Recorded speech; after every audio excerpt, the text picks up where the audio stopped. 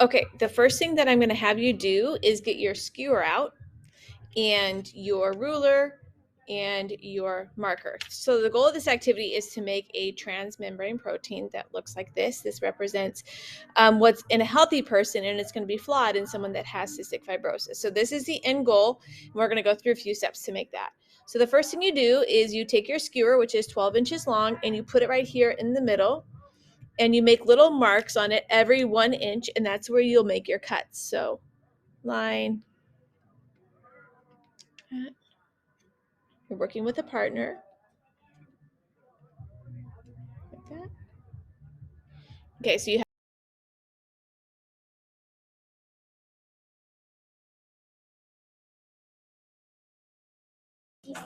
Okay, so to cut this, what you're going to want to do is to cut this, you're going to want to take your skewer, hold your hands like this, take your wire cutters, and you're going to do the base of the wire cutter, and you're going to move it directly up like that and cut.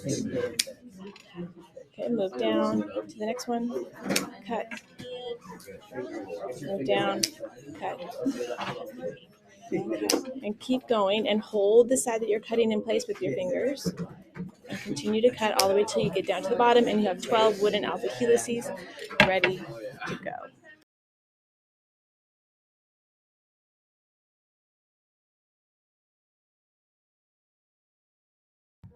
All right, go ahead and take your pin. This pin is going to give us this internal shape right here. So what you need to do is take off a piece of tape like so, and you want the sticky side to be facing out. So I want my matte side to be facing the actual pin. So my sticky side is facing up. So kind of finagle it so you make this tunnel with the sticky side out for the tape. So it's like tape right there, okay? So once you have that, pause if you don't, take your hot glue gun and smear some hot glue all around just the tape. Try not to get the pen at all. Okay.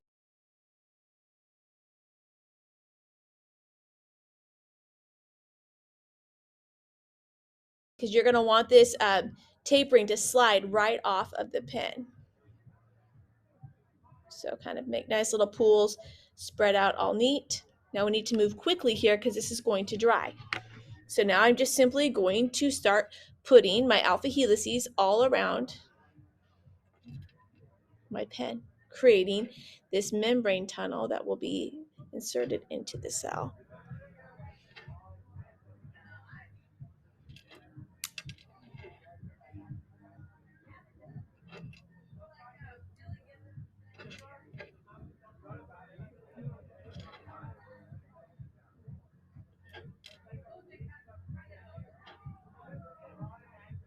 Okay.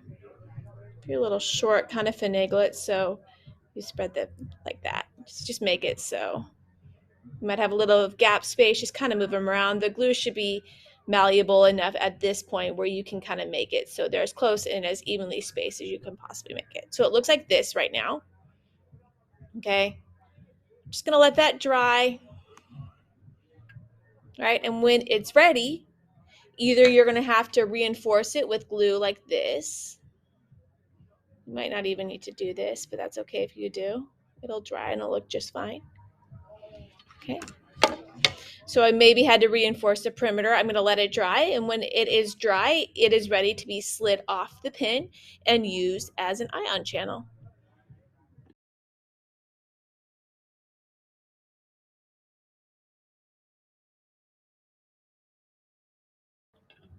Okay, so right now you have this dried on your pen, and you just need to simply slide it off. It should be a nice tunnel right now. So what we need to do is embed that into our cells. So what you're going to do is take your origami cell, put that to the side. It's going to go about right there. So make some incisions right here so you can insert that, like maybe like that, like that.